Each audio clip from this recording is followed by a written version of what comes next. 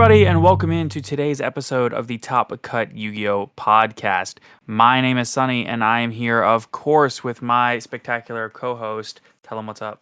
Yo, everybody! We got lots of good stuff today, and something I'm very excited about because it's great. All right, Caleb is extremely excited about stuff that we will talk about later on in the episode. You'll know it when it comes up. Trust me, he won't shut up about it. So, we also have with us our wonderful friend from Team Dark Arm Dealings, whose link will be in the description below. Wonderful YouTube channel. We have Dylan with us today. How you doing, bud? Yeah, what's up? Doing pretty good. A long time since I've been on here. It has been. It's been too long. Yeah. Normally, we try to get in the studio together every now and then, but life has been crazy. Stuff has been happening. Right. For sure. So we are doing this remote because, well, you do live an hour away, and it doesn't always work out. But we're here, so we're gonna make this work. So, we want to talk about the ETB Battle City Day. So normally for the ETB Battle City Days, we bring all of our studio setup. Basically, we throw it into a backpack, our soundboard, our laptop, all Everything. the microphone stands. We put it all into a dealio, into a backpack, and we bring it with us to the shop, and we load everything up, get everything ready to go, and we do our thing. But this time, we may or may not have forgotten. And this is not anybody's fault. I'm not saying who did this. I'm not saying it was or wasn't me, but somebody forgot to put all of the microphone cables in the backpack. So we went, we came, we conquered, sort of, but what we didn't do is record anything because we didn't have the ability to. So unfortunately. So we're gonna talk about that. But before we do, we're gonna talk about that today, and we're also gonna talk about the first in-person regional was held today, well, not say post-COVID, but in the times we live in. Yeah. The first regional in almost 2 years was held today in the Netherlands. And we do have the first place deck list from that, as well as an 11th place deck list.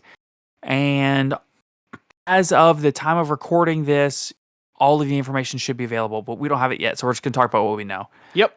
And then the last thing is that we do have another regional that was a remote duel regional. We're going to talk about some stuff from that. But Dylan was attending that one, so that's why he knows a lot about it. But before we do all of that, we need to, of course, thank our patrons. So, a huge thank you to Austin Johnson, Kane Martin, Mocha, Myth Oceanus, Pig, Scuzz Daddy, AD, Aaron Gardner, Anthony Leela, Damian Zink, Mountain Man, Owen Alvarado, Jeremy Drysdale, Ray Powell, and Sunny Sweet. Thank you all so much for your continued support. You are what makes this possible. You are actively making Pasadena possible for us, and we really cannot thank you enough. So, thank you to all of you. Of course, if you want to talk with us, you want to chat with us, and you want to become a member of the community, be sure to join us in the Discord. It's really a wonderful community. We've got over 100 people there. It's not like a tiny little, it's a smaller, tight-knit community, but it's not like 10 people in a room. It's like a fair amount of people. We have a lot of cool people in there. We talk about a lot of stuff. We have some familiar faces in there, people you might recognize: Tatsum, Giant Skyhawk, Legacy Crusaders. We have a lot of cool people, as well as, of course, us. So be sure to check that out. It's a wonderful place to get test games in, to get whatever you need, information, talk about news, just scratch the itch of talking about Yu-Gi-Oh! So, and if you don't want to do that, but you still want to see what we're talking about and be around us, you can always follow us on Twitter at Top Cut Podcast. Again, that is at Top Cut Podcast. So that'll wrap us up. I know that I haven't done a full in-depth intro like that in a while, but thanks to a huge shout out. Thank you to MBT for allowing us on his stream last week during mid-subathon. It was a lot of fun. We had a great time with Skyhawk and all of the other mods there in the mod chat. Don Juan was there.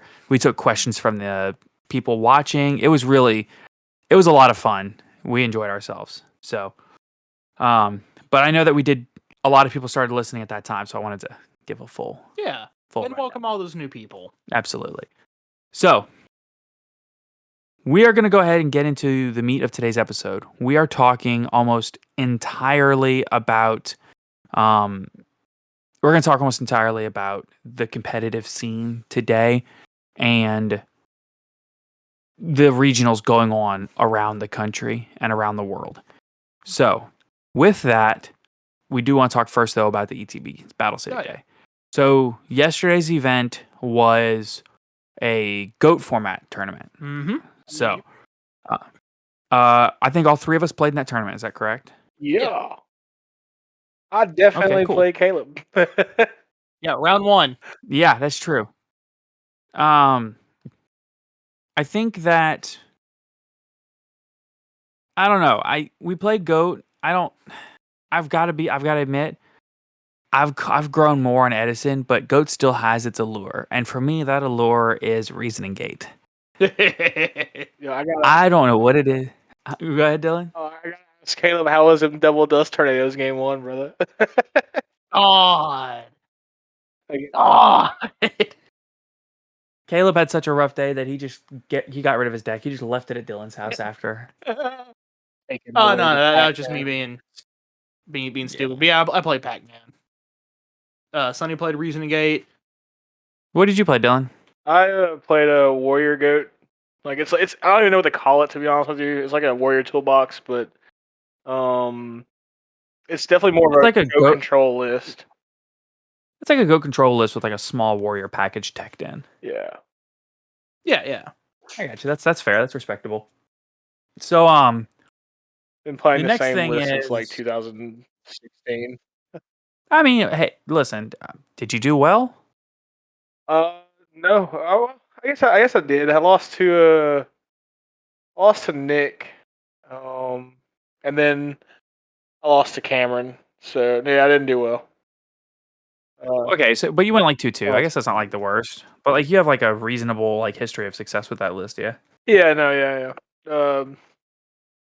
I'm not too like in line with the whole goat format like meta, and I don't follow it too closely. So I mean, it's probably some things that could be more correct, like playing more Sakuretsu armors, only play one.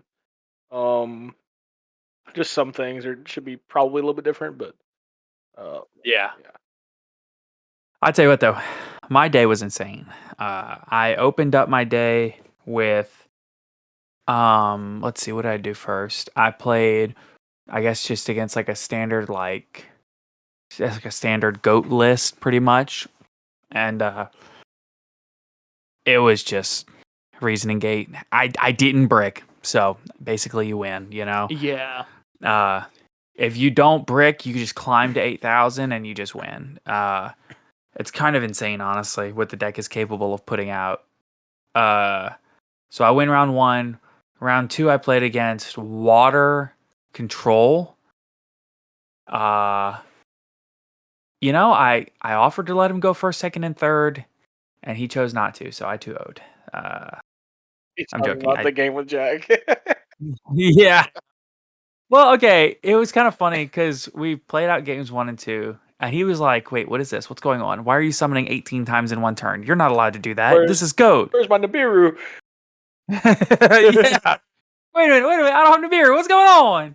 Wait. Where's my Ash Blossom? You're not supposed to summon this much in GOAT. So, but that was funny. And then again, I didn't brick somehow. Games 1 or 2, so I just climbed up to 8,000, and it was there. Turn 2 was over. Game 3, I played again. Round 3, I played against. Oh, what was it? It was just pure. It was Chaos Turbo. I did not. I didn't. I bricked game 1, so he won game 1. Game 2, I bricked, but I was able to stall long enough to climb up there and get there. And then game 3, I didn't brick. I just bird until I won. And then round 4, I played against Nick, who is hilariously the shop owner. And it was, at this point, this is the finals. Basically, we know we're going to play each other, so we just go ahead and played each other. He actually, Game 1 he beat me because I bricked. Game 2 I bird, and Game 3 I bricked. So it'd be like that. Yeah, this So this goat tourney. Usually we get like 16 people. I don't know what's going on Saturday, but we only had like 7 before Nick decided to join in. Yeah. I think we finished with 10, huh? Oh yeah. I No. think we did have 10, but somebody like 2 people dropped before the. Oh, okay.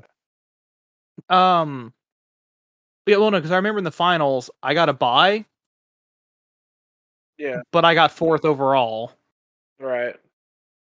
Round, yeah, like my round 1 was against Dylan, which he won. Double dose tornado Dude, I had Against all Pac-Man as well. against Pac-Man. the spell and trap removal for you, dude. I don't even know what was going on. I drew like graceful pot like every game, and then Yep. delinquent duo. Oh yeah, like game 2, I was able to push through it and I was actually capable of out advantaging him. But game 3 just could not. I just couldn't stick anything. Yeah. I actually hilariously didn't see a single delinquent duo all day. Like I don't play delinquent duo in my deck because I'm not supposed to, but I didn't have one played against me all day either, which was kind of cool. I don't think any of my opponents played a single Trinity card on me actually all day. I don't think. Rough. No, they didn't. Yeah, I don't think they did. I don't think they had the chance. They went first, and then I went. I got one pot of greed played against me, and then he Magician of Faith back it for a second one. Bruh. That was one of the games I lost. Bruh, the only time I didn't get Trinity'd, not all 3, but one of them today was literally round 2. And that was, I'm trying to remember who was against. You're I around don't remember. 2.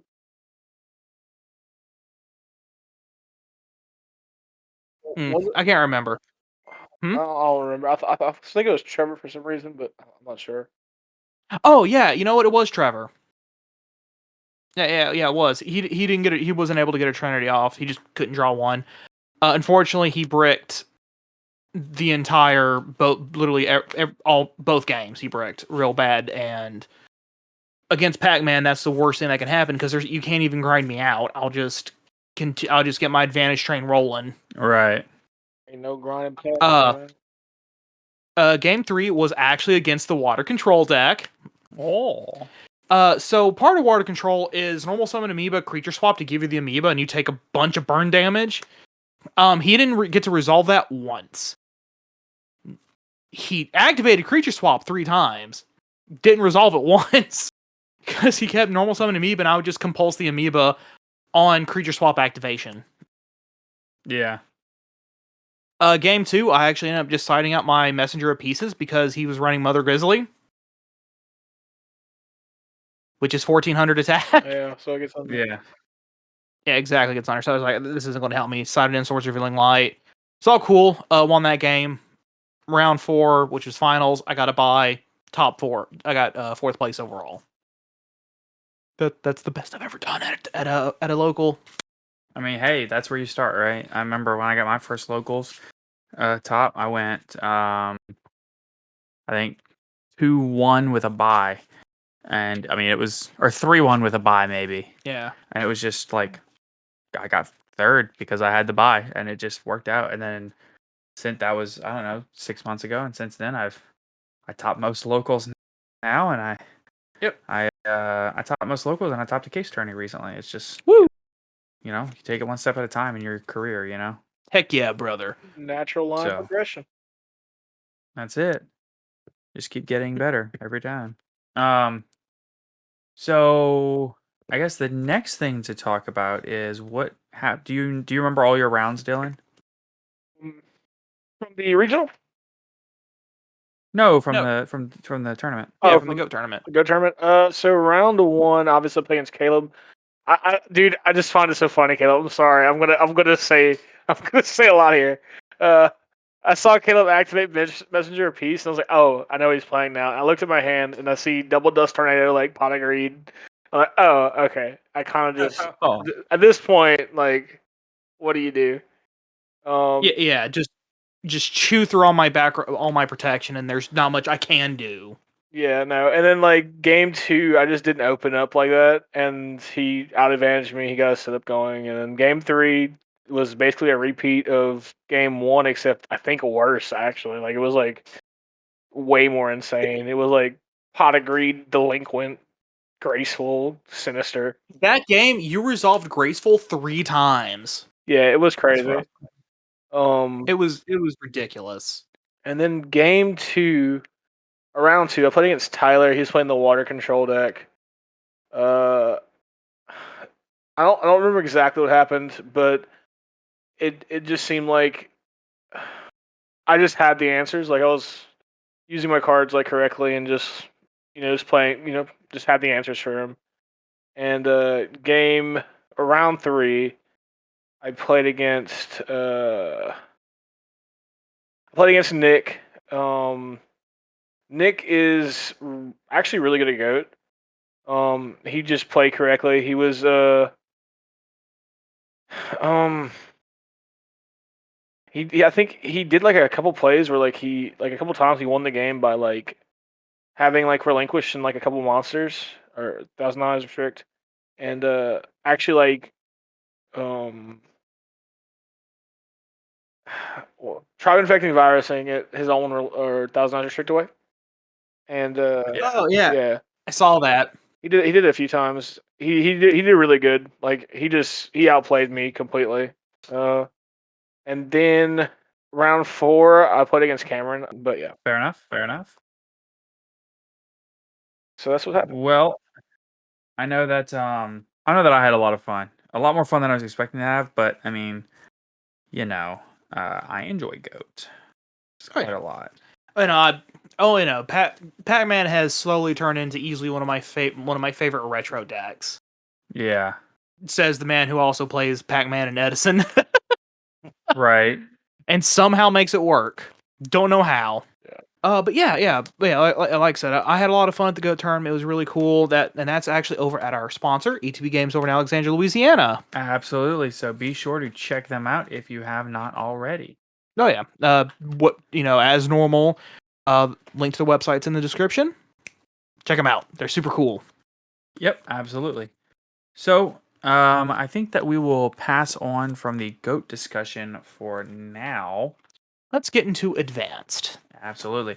So, let's first, while it's fresh on your mind, let's talk about the event that happened in um, the Remote Duel Regional event. And I was about to ask if it was remote duel regional. I couldn't Oh, yeah. remember if it was or not. So game 1, I played against Trap Elledge.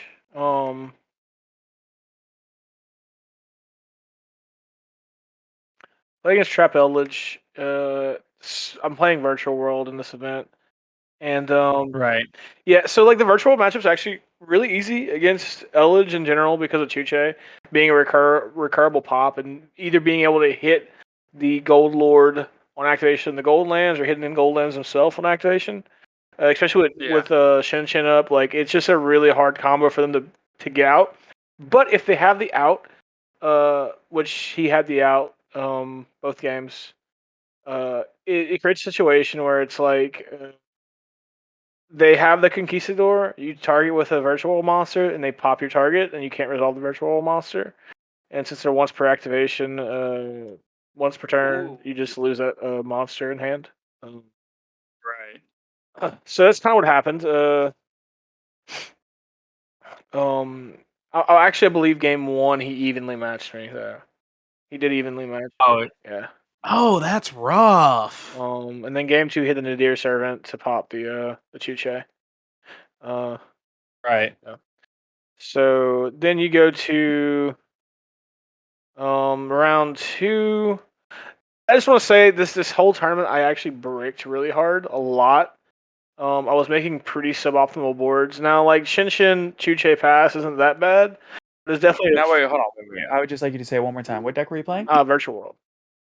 Okay, and what was the issue? I bricked like Really? Because um, that's not a well documented thing at all with I Virtual mean World. it's a it's a thing with Yu-Gi-Oh in general, but um no, I bricked worse than having like a lot of tournaments. Like I got second at the tournament like 2 weeks ago, and I actually won the tournament last weekend in Lafayette with the deck, and I definitely did not brick nearly as much, and that was a 6-round tournament and an 8-round tournament, or I don't remember exactly. I might be wrong with that, but plus Top Cut in the Lafayette one, and Top Cut in the other one too. So yeah, um, no, so I didn't actually make Kaliga Crystal Wing like but once this entire tournament. I'm gonna say that. Yeah, that's not what you want to have happen to you. Yeah. So then round two, I play against the Mirror. Um, he beats me game one, and I don't remember exactly what happened. Game two, he scoops. Oh wait, no, that's not what happened. Game one, I go first. He breaks my board. And then I like Nibiru him. Right. So yeah, then he scoops it up, and then game two he wins, and then game three I win. I don't remember what happened on them. And then round three, I played against Dryatron. Uh, that one I bricked both games. It was really bad. Right. I tried my hardest game three to pull it out, but I couldn't. I had to like he made a Dragoon, and I just couldn't play. But I had enough to do like put a King Long up, and like it was the weirdest thing. I had to Kowloon for the Zhang Wu so I can like try and stop the OTK. But he ended up like having enough damage through the change attack position anyway. So he won that, and then we go to round four. I actually got the bye, so I got lucky with that. And then round five, I play against Gren Maju. And game one, I go first. I set up my whole board. He breaks it. And yeah, he breaks it with a well timed interrupted kaiju slumber. Um, but I don't know exactly what happened. He made a ding and he had a gear suit up, right? Or is it gear suit? The mech, whatever. One that banishes 8, summons itself, banishes 3 from the extra deck, pop something. I'm gonna keep it real with you, buddy. I don't know a single Orcust card. Oh, it's not an Orcus card. It's a whole different archetype. It was played in Orcus though. He was playing Small World. That's a notable thing actually. That was a dude that like revealed Droll, revealed D shifter from deck, added that card to hand. I don't remember what it's called. Um, but he broke my board. I had the Dark Kaiju. He had Ding Girsu and that card. I don't know why he couldn't make Zeus. Because he attacked into it, detached for Ding, so it wouldn't lose or wouldn't die. But he didn't make Zeus. I guess he didn't have a material to put on top. Yeah, that's probably what it was. He didn't have a material to put on top of Ding, so he just didn't make the Zeus. Um, and then it was the craziest thing. I got so lucky game two. He would have OTK'd me, but he left me at 200 life points because he didn't banish one more card with Eater Millions. He left one card in his extra deck for which was a Relinquish Enema. Um, and if he would have banished that one more card, he would have 400 more attack on the Gren Maju because I bricked again, and he would have OTK'd me. Yeah. But didn't happen. So I won that game, and then that was it. That was the regional. I hopped in a couple games. The DZF was there. He was playing Sword Soul Tinyi, which by the way I watched a few games with Sword Soul Tinyi. The deck is insane. I'm Okay. Wait. Let's slow down. I was just about to ask, what exactly are your thoughts on Sword Soul Tinny? Like, can you kind of put it into perspective for us what the deck was doing and like how it was impactful? all right. Look, I'm gonna say this. Uh, Sword Soul Pure is poo poo baby brain. All right. Tinyi Sword Soul is Madara fighting the Shinobi Alliance. Like it's crazy, Well, I'm just dude. gonna let you know I'm lost. I don't know what that means. Look it up. If anybody watched Naruto, like It's like it's actually insane. The ceiling's so high, like they can do so much. Long boy does not need to burn for 1200 when he goes to the grave off a sink or something. Like it doesn't make sense to me. It's crazy. Of course it does. How else are you going to win in time? 1200 like even like it's not even just relevant in time, it's relevant like all the time now because that's a big amount. That's a tenth of your life, like it puts them in range immediately from like two synchro summons. Yeah, I think it's actually like an eighth of your life, not a tenth. Yeah, It's actually more like a seventh of your life. I'm running on Yeah, like 'cause 4 hours of sleep right now. yeah. uh, I mean, that extra 200 makes the math weird. yeah, but no, it's really good. It's I don't know. I didn't expect it to be that good. I didn't think the ceiling was that high. I knew the ceiling on pure Sword Soul wasn't that high, and I knew the one on 10U Sword Soul was pretty up there, but I just didn't realize, dude. It's really insane. Let that could just go. Yeah. I wonder what the lists are looking like because we don't actually have all the lists and everything from these events yet. So we don't know exactly what the shakeup is. You know what I mean? Key term there being yet. Yeah. It didn't, to be completely fair, I didn't see a DPE, which sounds wild, but I actually never saw a DPE hit the board. Like against you or even in the matches that Even you just went and even in the watched? matches I went and watched. Really? Yeah. Huh. I wonder if it's a case of people just didn't have them or just opted not to play them or just didn't Oh, see the Fusion Destiny. they had the whole Sword Soul deck, so it'd be hard to assume that they wouldn't picked it up if they were playing. You know what I mean? Like if they didn't have it. Yeah. Yeah, for sure. Yeah, because it has some coincidental synergy Synergies. with the new Ecclesia. Yeah. Card's insane too. DPE's actually, I didn't think DPE was going to be better than Dragoon, but it's definitely shaping up in that manner. Right, right. I mean, I think a small part of that is again because it has that coincidental synergy with your monsters that like getting popped. So like it's because like I was playing against Cameron and he was like playtesting with it, like because I pulled one, I'm letting him borrow it, and Yeah. it's because like if they make it going second, they can use the effect on their turn and then they still have it on your turn. It's not like Dragoon where it's like it's just a negation or like you can't just pop anything. Like you can only pop monster with Dragoon, but this card can just pop anything.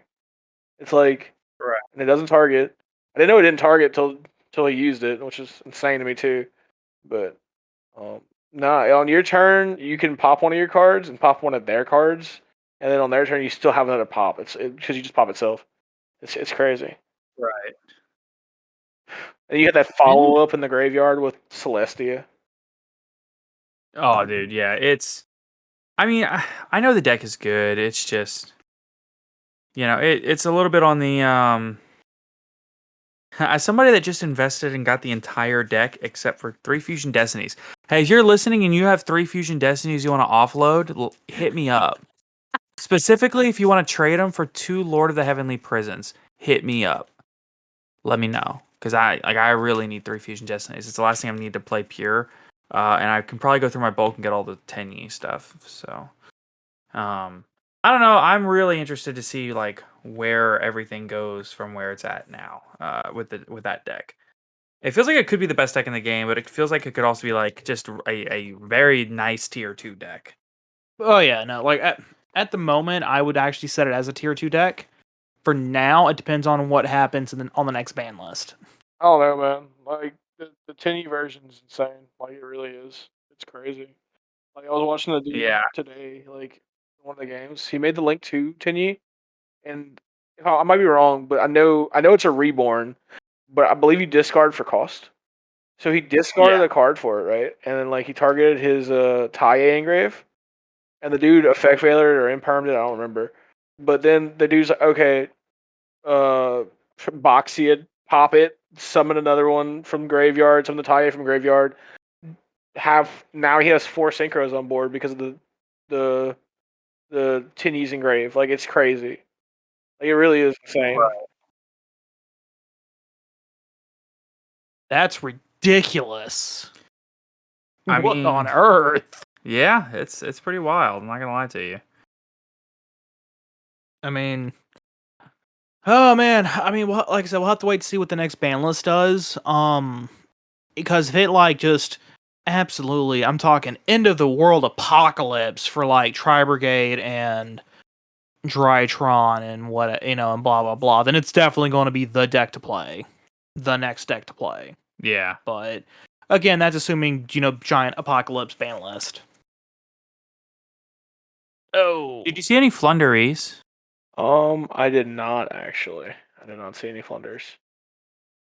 I don't know. I saw Sword Soul mirror matches, man. Like I hopped around a little bit, didn't hop around too much, but every time I was in the game, it was Sword Soul. Right. Either on both sides of the table or one side of the table. Like it's really good, man. It's crazy. It really is crazy. Do you think that you would recommend, as somebody that's been like participated in a regional, like you are a little bit more in tune to the metagame than like a lot of other people? Would you recommend at this point that anybody that's listening, like if you don't already have them, you need to pick up token collectors? I don't know if token collectors is the way. Because of the Indeed, fact, may not be the way. I don't know if it's Dewey. Because like, they're expecting it, so obviously they're playing for it. Like they're playing the chalices in the main deck. Um, a lot of lists. Well, I didn't see anybody play chalice. I didn't see any token collection board either. I think the way for the deck, probably side against the deck is Dark Lord No Mores or Droplets. Um, you might have to eat the Icarus attack though, but like I really don't know. Uh, we have to see. We'll have to see.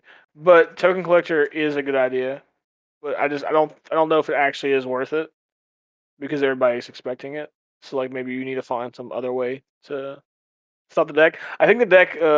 What really hurts the deck actually is like siding in imperms and effect veilers, maybe. Not necessarily siding them, just maining them. And then like I said, siding in like Dark Lord No More is going second versus the deck. Because of that. I did see somebody sided in like a anti spell though, actually. Ooh, interesting. They're basically doing the Tri Brigade thing, dude. Yeah, I mean that's yeah. I think you could literally just take all of the Sword Soul take all the Tri Brigade monsters out of a Tri Brigade deck, put in a bunch of Sword Soul monsters, and then like take all your like peripherals out. Like if you're running like zoos or cats, take those out. Or if you're running Lyreless, take those out and put in like 10 E monsters, and then just like most of the rest of the deck transfers. Huh. Like literally. And the only Cool. issue with the Tinu build I can see, to be honest with you, is that it makes it more susceptible to Nibiru. But I think there's obvious the my opinion has changed so drastically now on this deck. There's definitely so many more lines of play and so many different routes. So they could probably make Baroness first on 2 summons. Really? They can do it in 2? Well, yeah, I guess they can reveal one special long one, get the deal. Yeah, and then just go straight Yeah. to Baron. Wow. Yeah, Um, that's rough. it's good, man. It's good. Well, I guess that will go ahead and bring us into our next bit right after we talk about ETB Games. I know we mentioned them, but ETB Games is our sponsor in Alexandria, Louisiana. They are our locals, they are Dylan's locals. They are a wonderful place to go and check out. You can, if you're within 4 hours, we do an ETB Battle City Day every month. And if you are not within 4 hours, they sell online. They sell on Mhm. TCG. Um, they sell on their website. Oh yeah. You can buy figurines, you can buy cards, you can buy books, you can buy whatever you want for any kind of card game, tabletop game, or whatever. Yeah, Warhammer, Pathfinder, D&D, Digimon. I think they have some. No, I don't think they have any DBZ stuff yet. Key term, yet. I'll come Yeah, get those. I don't. Oh, my bad. Go ahead. Yeah, no.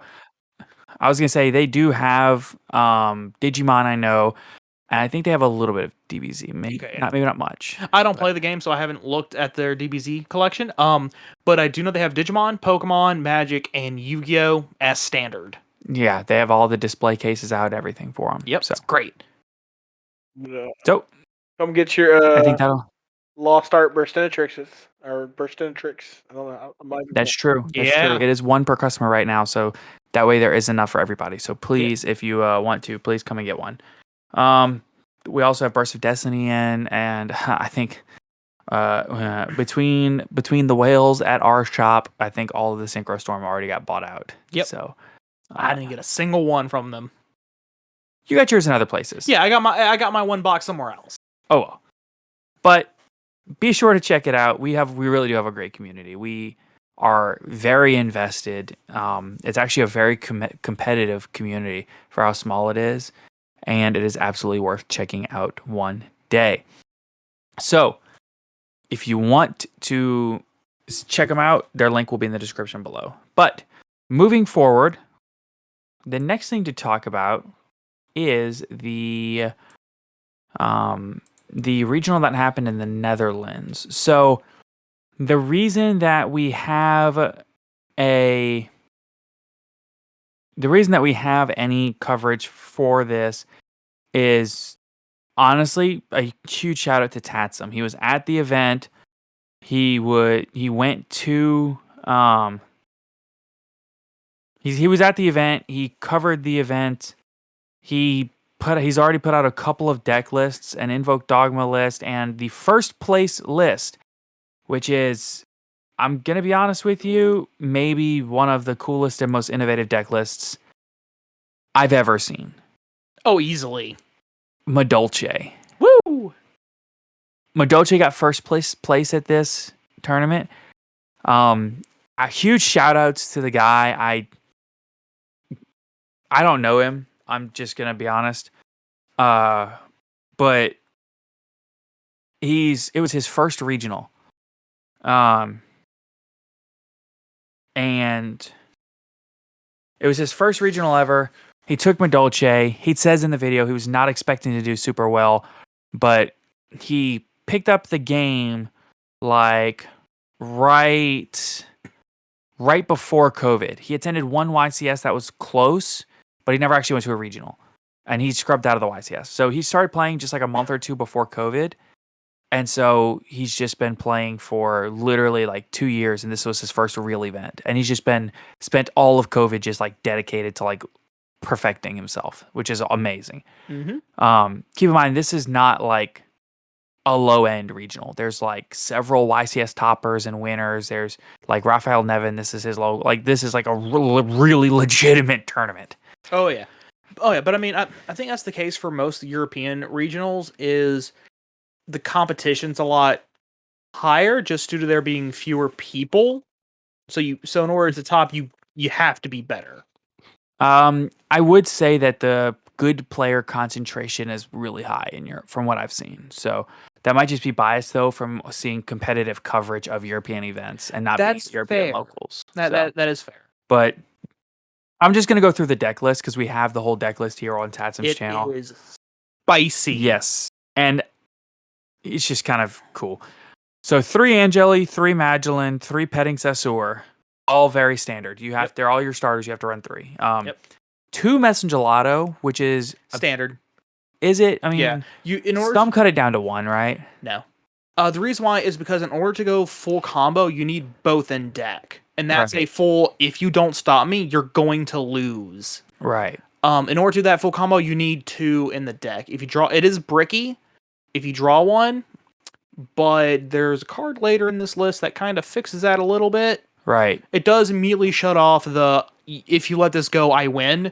Right. Because you have 1 in hand. But at the same time, it still gives you the ability to continue playing and maybe OTK through another avenue, or even just turn it into a simplified board state and just keep bashing them in the face with a 3K chocolate. Right. The next card is you have 2 hoot cakes. Also standard. Yes, that is standard. I know it's a your Starter. Yeah. It's one of your main like it was one of your main extenders. Yeah. So And then if you're going second and you hand trapped, he's a starter. He's also a starter. right, because he can clear your graveyard of the hand trap. Correct. And then special summon a Medulce from the deck. Yes. 1 pudding cess. Also standard. Right. So there was 3 petting cessor, 1 pudding cess. 1 chateau, 1 Salon. 1 salon. Normally it's one chateau, 3 salon, 1 ticket. He's not running ticket at all, and he's only running 1 salon. Salon being if I in the build I was running, if I open Magdalene and Salon, I could normal summon Magdalene, activate Salon, Magdalene, search another Magdalene, activate Salon, normal summon Magdalene, search Petting Cessor, and then overlay into a rank 4. Whatever rank 4 I want. Right. Abyss Dweller, Baguska, Utopia, if I'm being silly. Or what my favorite thing to go into was Traptrix Rafflesia with the Gravedigger's Trap Hole in my deck, because then I can stop a hand trap. Right. He's only running 1 Salon. The 1 salon is really interesting. The next thing is your defensive cards. So 3 Cross-Eyed Designator and 1 Call by the Grave, which is not necessarily standard, but it makes sense. Not for Medulce, really, because they prefer just to kind of, go full combo. But well, the deck space is limited is the issue normally. Yeah, for Medulce, is that there's a lot of hand traps that can stop you, and you just don't have the space to have them all. Yeah. Next, he is running 3 Prosperity, which is become pretty standard in Medulce, I feel. Oh yeah. The reason why that over like Prosperity or Desires, because first off, with Desires, Extravagance or Desires, is that with Desires you're going to just end up banishing your combo pieces, and you can't OTK. It is what it is. And then with Extravagance, you can't pick what's being banished. You could accidentally end up banishing all your extra deck combo pieces. Right. Secondly, it's draw 2 rather than just dig for what I need for that 1 card I need. Because in Medulce, 9 times out of 10 it comes down to I just need 1 specific card and I can do something. Right. And so rather than just draw 2, I can just dig for the 1. So the next is like maybe the coolest and most interesting card in the entire deck. And the one I'm excited for. 3 copies of Small World. This card is so based. Especially in this deck. Yeah, it's an incredibly like complicated and difficult to understand card. But it's freaking cool. Oh yeah, no, like he's like, yo, yeah, it's complicated. All right, it's difficult. I got it played 1 time, and I had to call a judge just to explain how it works. He did it, and I was like, look, dude, I know you read the card to me, and I still don't understand it, and like, I need to make sure this is legal, bro. I'm not saying, I just don't know. This is confusing. Okay, so just an example in Medulce. Let's say I open with the Messenger Lotto. It's a pseudo brick. Great, but I get the Small World. I can activate Small World, banish the Messenger Lotto, reveal a Hoot Cake, and then grab Magdalene, Angeli, or Petting Cessor. I can go and grab a starter. And everything, and all the material they use to fuel this thing gets banished, so it's not in your graveyard, to even stop Petting Cessor to begin with. Or even funnier, you can use some of the other cards in his deck to kind of maneuver around and grab whatever hand trap you need, whatever main deck monster you need to do stuff. So that leads us into the next couple of cards. So he is running 1 Ash Blossom, 1 Effect Veiler, 1 Nibiru, 1 Herald of Orange Light. So that's the first 4 cards in the hand trap package.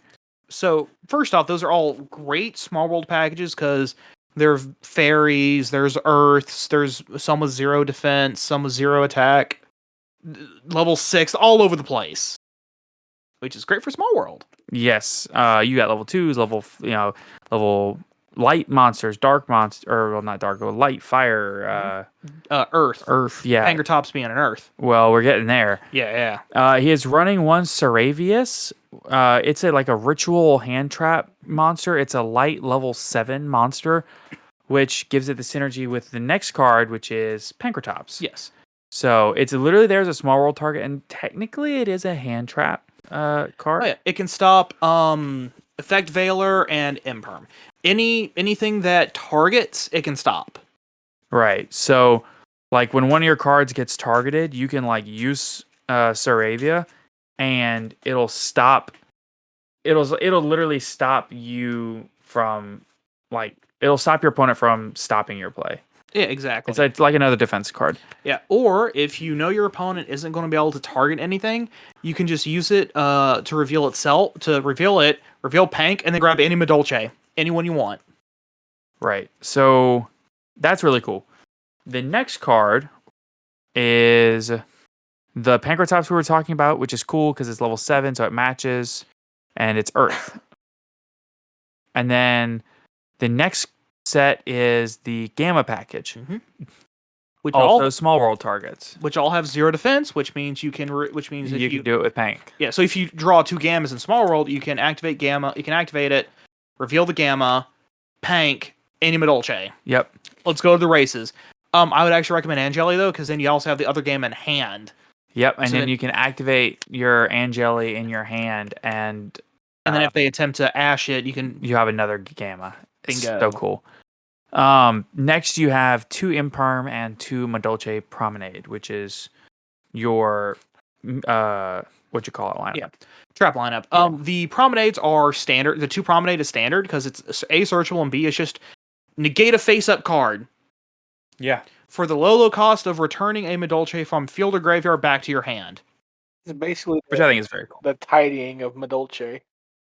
Yeah. Yeah. Which also procs Ticket and Salon if they're faceable on the field. It just immediately procs them, and it can also proc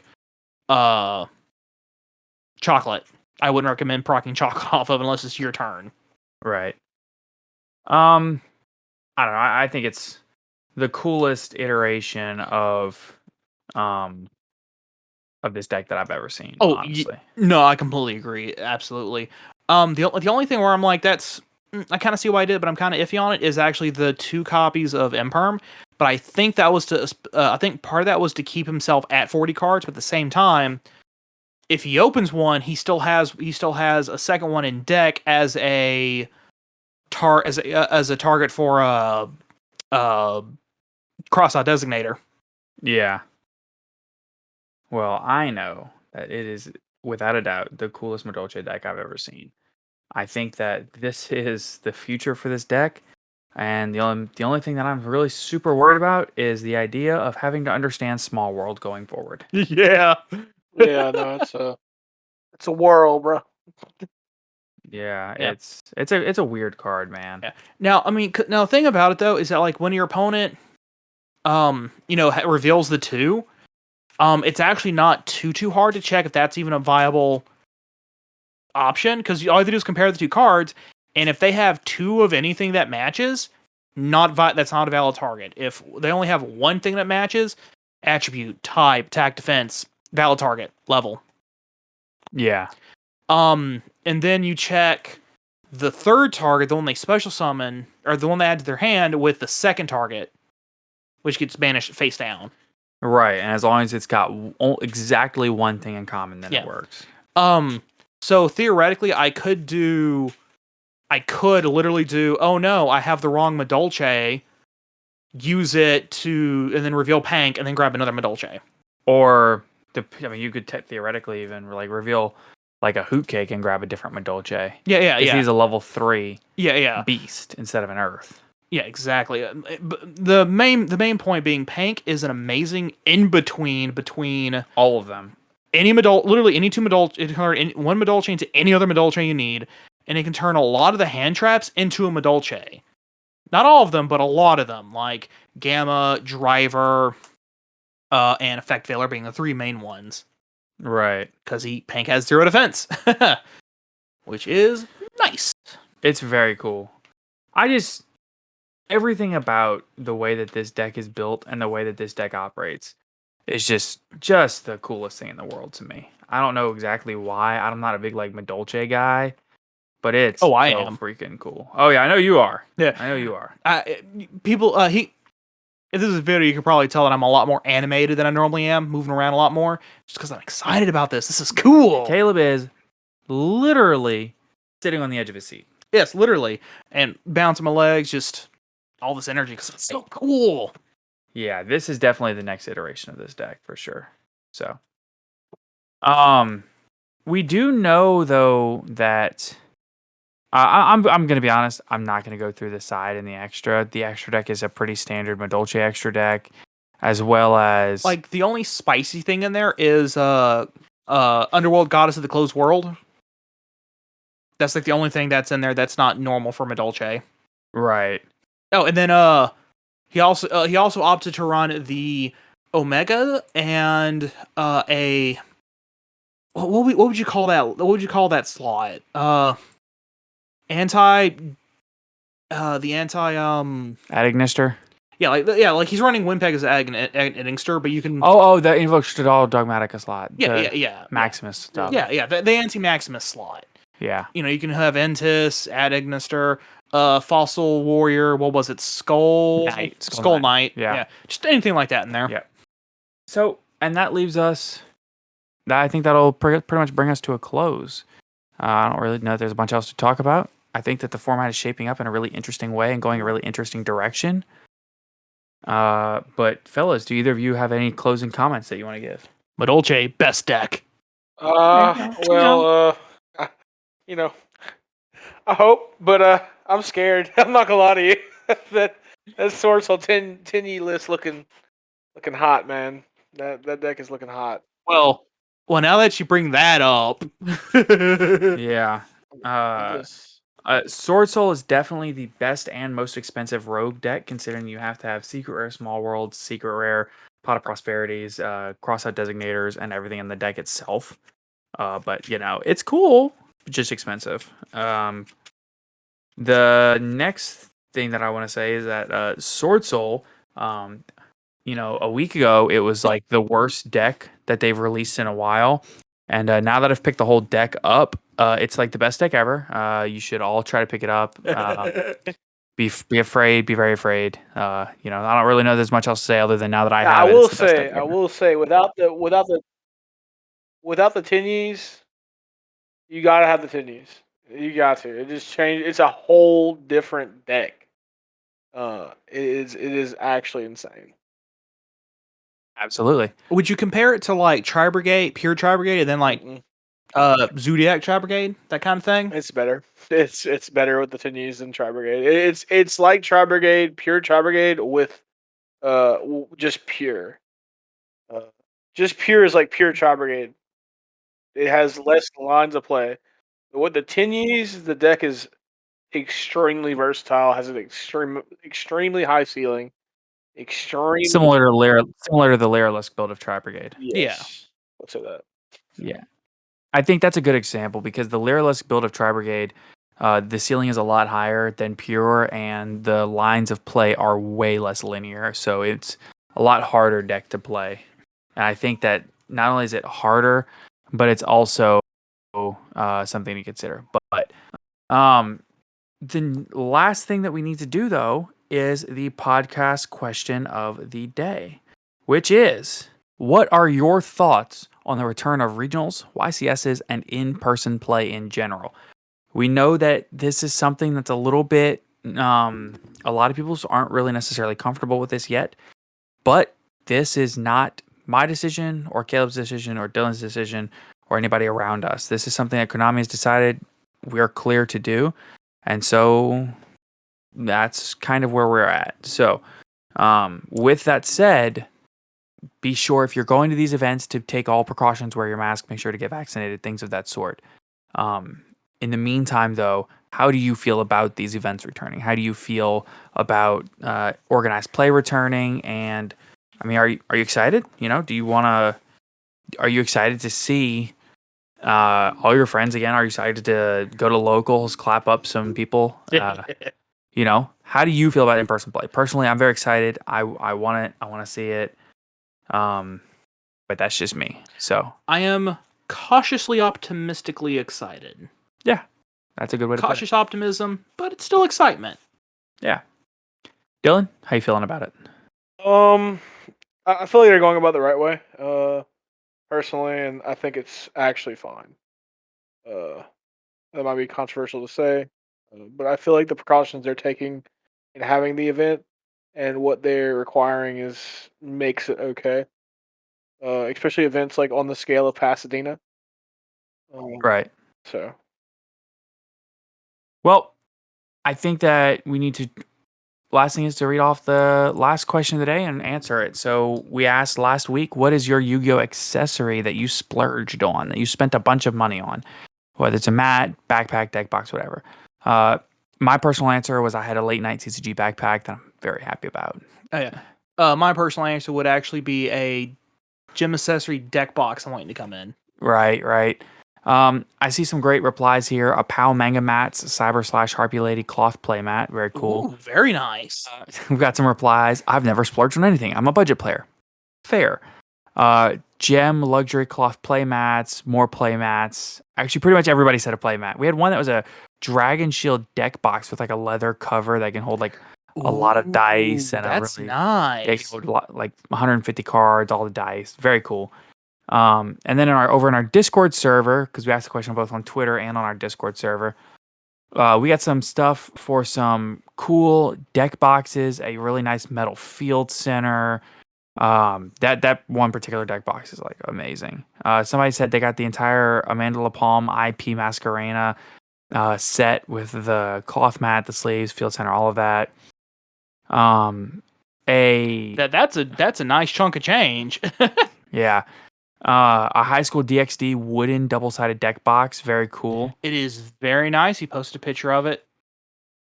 Yes, very cool. Mhm.